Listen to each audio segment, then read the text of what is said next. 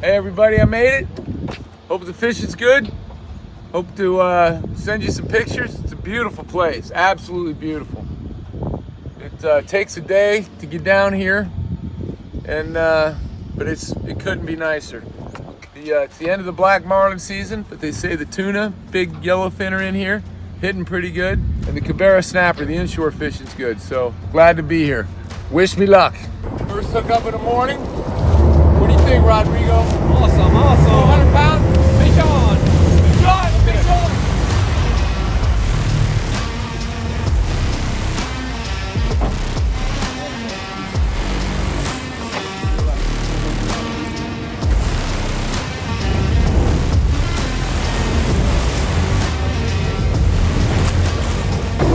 Oh, look at this beauty.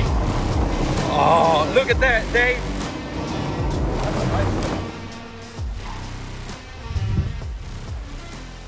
I'm back from fishing, been in Panama. I'll get you some photos. One of them is gonna be very disturbing, I promise you. Tell you a little bit about it now. I came it was this close to losing my life. Caught a big billfish, a 400-pound marlin, and he tried to take me out. I'm not kidding you, and I've been doing this since I was a little boy. I grew up in the Keys in Florida.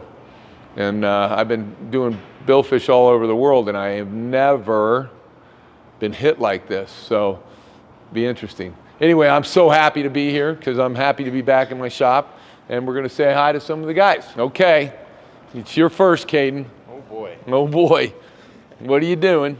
Just finishing up this engine job. Oh, and what are you doing? You're adding some stuff here. I see this isn't. We got the fast fuel and Oh, stuff. nice, dude. Nice. And with all Mishimoto intercooler stuff. So Look how pretty you got this thing in here, bro. Yeah. This is nice. But we got this K&N filter here. I know, and that's what Yucky. I know. I'm not putting this filter on here. I can't warranty an engine with a filter like this on here. Does this pipe have a knurl on it?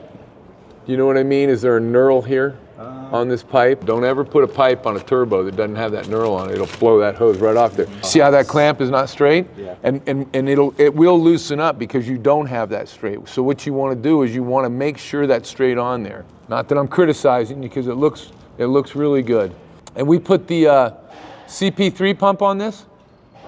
Yes, this already had that. Did it? But we've Okay. got a brand new one. Okay. New injectors, and then we got a special turbo on there. And we fixed the frame. Fix the frame. It's real good. Awesome, dude. This guy's gonna get himself a nice truck back. Cool.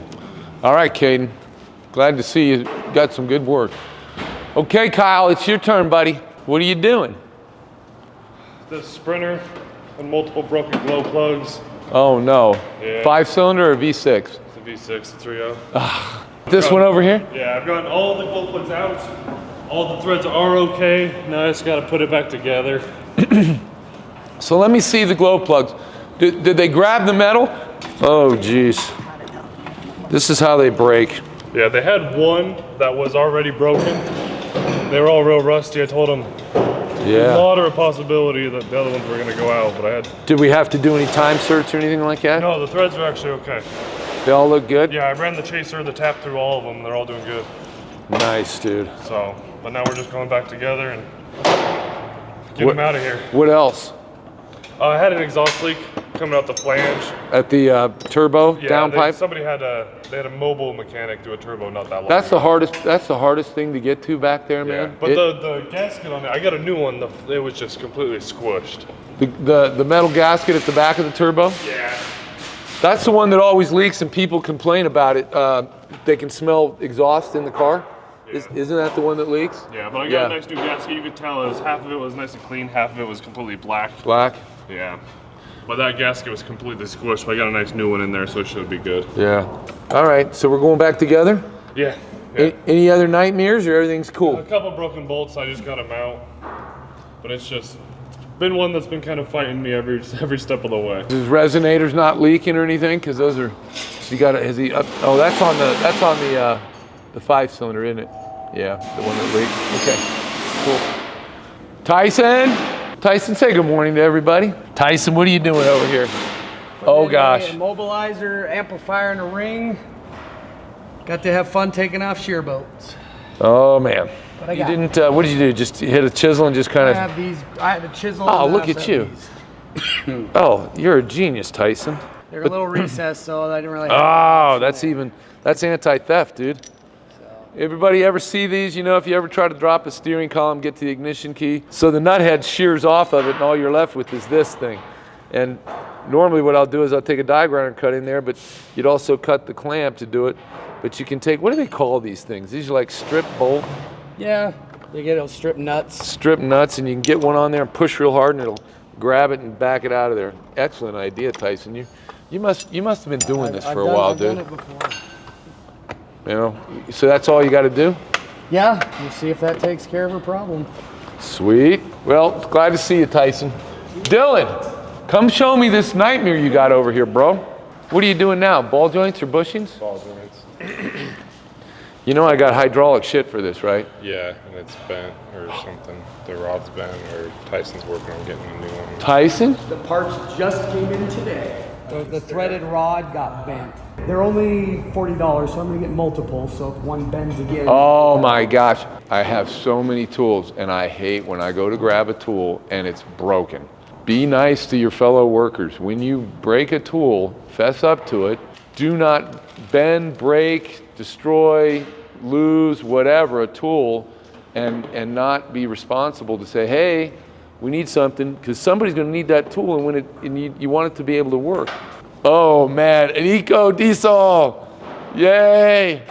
These things have the same problems. Let's EGR carbon. Oh gosh, look at this. I mean, just look at this. Just nasty, nasty. But look, oh, folks, and everybody's going to ask me questions. How do we clean that? How do we get rid of that? I know no way but to physically remove it. I'm looking for a CNC head cleaner. That's really what I want. I want to be able to load a head, and I want that slurry blaster. It's robotic arm to clean those heads. I want to get rid of paying somebody to stand there all day long and clean heads. But let's talk about the cleaning that we do on these things. You can either use chemicals, and then you've got the disposal of the chemicals, so I don't like that. The physical cleaning of it, there's a couple of different ways. We got sand, which you never like to use on an engine, because if you ingest silica in an engine, it will destroy stuff. You've got soda, dry soda. That's water soluble, really doesn't cause a problem. It's not as aggressive. Then you have dry ice. I've used dry ice. It doesn't work. And then of course walnut is a good media. We will use, on this, we would use walnut, because if we ingest walnut through an engine, it won't destroy it. What happens here is this causes codes for these flapper doors don't open up. Now, why do we have these flapper doors? It changes the amount of airflow through the intake, and it helps with low end torque and high RPM. And there's a drive motor that does that. How bad's the intake on the back of these intake valves and stuff, dude? Oh gosh, let's just have a look here. I'm glad to see the blue tape, Dylan. Oh geez, folks. Oh, come on. Oh, I can't even see the valve.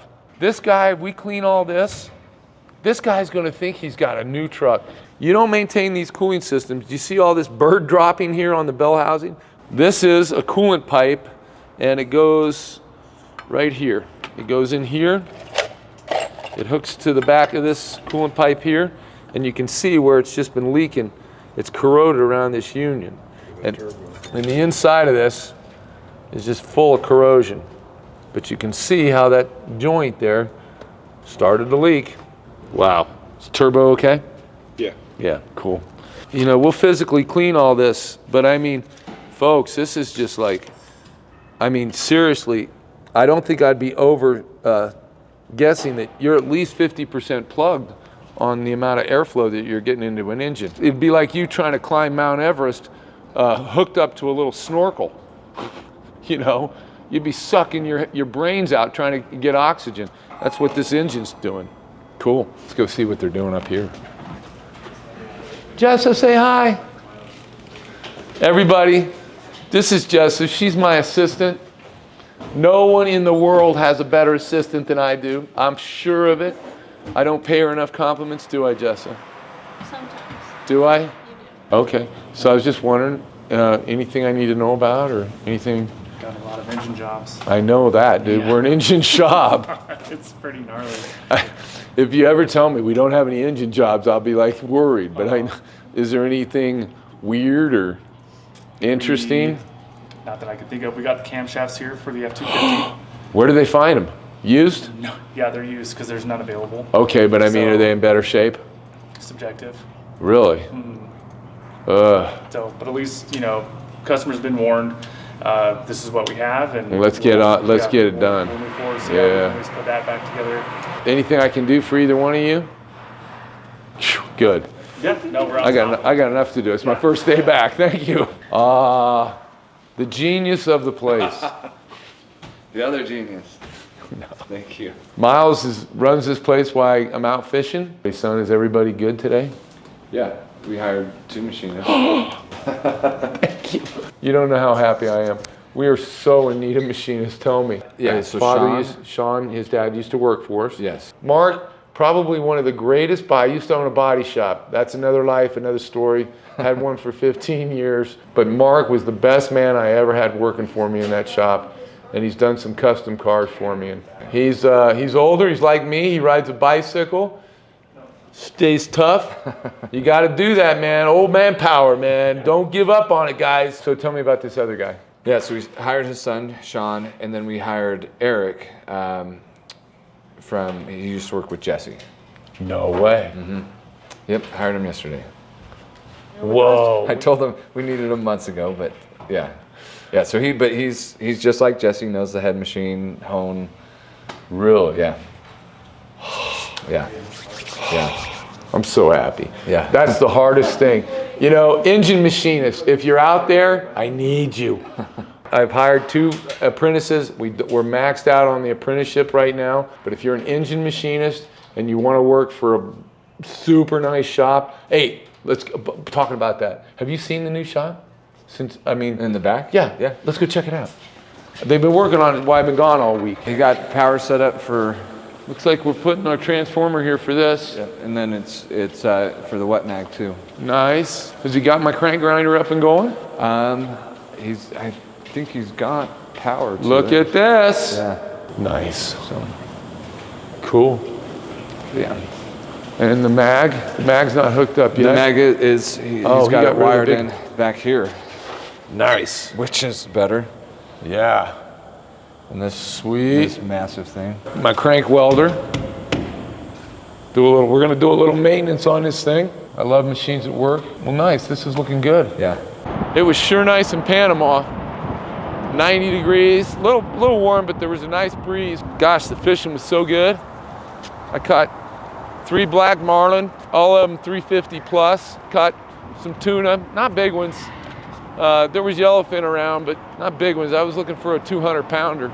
I think somebody there caught a 120 pounder. It's the end of the season though in Panama right now, so they're moving out of there. The water is going cold. You got some more room over here with moving that other stuff into the other shop. You like that? Yeah, I do. It's very nice. Yeah. The table, I think, is a little too close to the wall, but that's not going to be permanent. No, you want to be able to get both sides of that. Yeah. I agree, dude. And it looks like, holy smoke, dude. You're just tearing motors apart. And Yeah, I've done 3 6.7s in the last 3 days. I'm on the last one, 6.7 Cummins or Power Strokes? power stroke. Cool, man. What are you hiding over there for, dude? What are these on? These are the Land Rover heads, which are Oh, actually BMW heads. BMW motor. yeah. M62. And why did we do the head? Was this a blown head gasket? Yeah. Our cam journals are straight, no problem. They spun good. I'm gonna put them back in and give a double check. Let's talk about that, guys. Let's talk about that real quick. What I'm asking him about, when a cylinder head is warped on the deck, an aluminum head, what you have to do is you got to disassemble the head, put the cams in it, both cams. You want to put all the cam caps, and they go a certain way and in order, and we mark them. You want to put them on, and then you want to make sure that the cam turns and doesn't bind, because when a head warps, the whole thing warps, okay? Sometimes not enough up here in the cam tunnel to cause a problem, but you better check it, because you could just seize a cam up and you're wasting your time. It looks like either that this head casting gets like a secondary air system, but this one was just blocked off. Oh. It came from factory blocked off, so if you look, I have to plug this one up. But this port goes all the way towards through the front, and then you can see an air passage like EGR? Yeah. Oh yeah, that's exactly. That's exactly what it is. Usually it's secondary air injection. Ah, they'll have a pump and they'll pump to light air. up the catalytic converter. Yeah. Yep. My car has it. I mean, Yeah. it's on for what, 10 seconds when you start up. Right, so. right. All right, well, looks good. Yeah. Thanks, man. So we pick in on Joey. My son, the stud, is doing studs.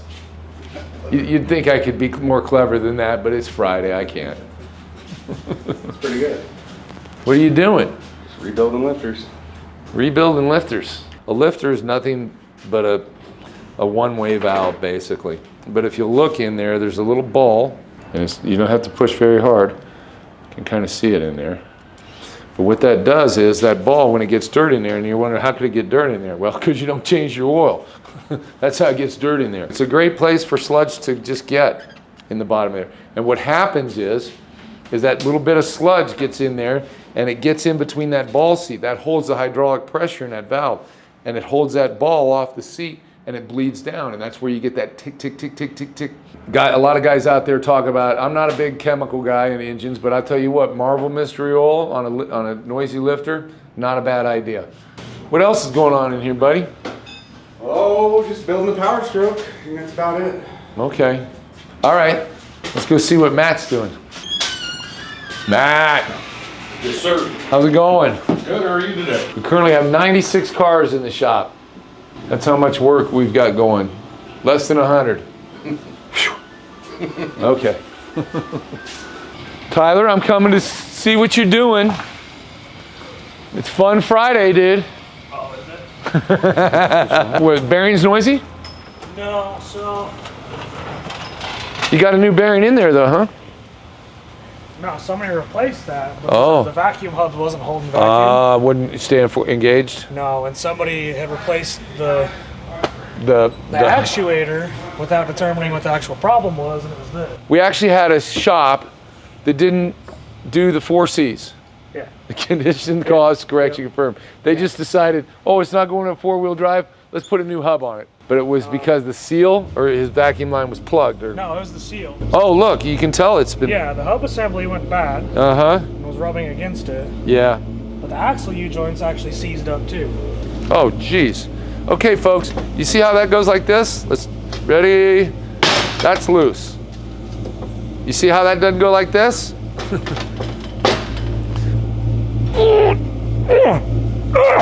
There we go. That's not supposed to be like that. See a grease zert there? But here's a telltale. It's not ever been greased. Maintenance people. Do your maintenance. You know, you think you're getting an oil change and a grease job. I'm sure this guy said, hey man, just do the maintenance, you know. You gotta get involved in it, you know. And for me, the involvement would be, I'd become familiar. I wouldn't even know until I got a flashlight and looked in there, hey, I got grease zerts there. So if I took it to an oil change shop and had them change the oil, I'd get down underneath there with the flashlight and I'd look at my grease zerts on my drive lines, my front axles, any suspension, you know, ball joints, whatever I got. And I'd see if there was a dab of grease on the end of that zert, because you know you're gonna have a little bit of grease on that. It's a shame, but some places don't take pride in their work, even if it's simple oil changes. Let's go see what Jason's got. What are you doing to this thing, dude? Intermittent misfire. Oh, what's the first thing you do on an intermittent misfire? Everybody, all together now. You swap coils and do all that, sure, that's the first thing you do. But what's the next thing you better do? You better check for what? Your vital, which is compression. Do not overlook that when you have a drivability issue run a compression test on an engine. And if the customer doesn't want to do it, I tell them, have a nice day. There's certain things that I'm hardcore about, and one of them is if I have a misfire, I'm running a compression test on that engine. You're going back together with this, aren't you, this diesel? I just barely got the return lines last night, and they still didn't send all of them, but it's just gonna go back together. I can do the other part later on if A lot of work, man. well, whoever took it apart glued it all back together instead of replacing O-rings and replacing hoses and parts. That's where it got messed up. Look at this. You remember all that wiring that was just a mess in here? Look how nice Jason has done this. He's put new battery terminals on here with the solder type connectors with heat sink around them. We've upgraded our alternator wire to the right size. You can see the crap that we've cut off this car to get this right, to straighten this out, and then we've cleaned it all up. And I really like the way he's cleaned this up and ran this correctly. When you run wire and you do a nice, you do a job, do it nice. Take pride in your work. Yeah, Cool. This is my last problem, and then I go into test drive and tuning to make sure my hot start isn't a problem, and watch all my fuel ratios. Well, you're close. Looking good, dude. Cool. Not fun. Well, I'm glad to see nobody ran out of snacks while I was gone. I need my snack. Everybody, I hope you have a fun Friday and a great weekend. God bless you. Take care.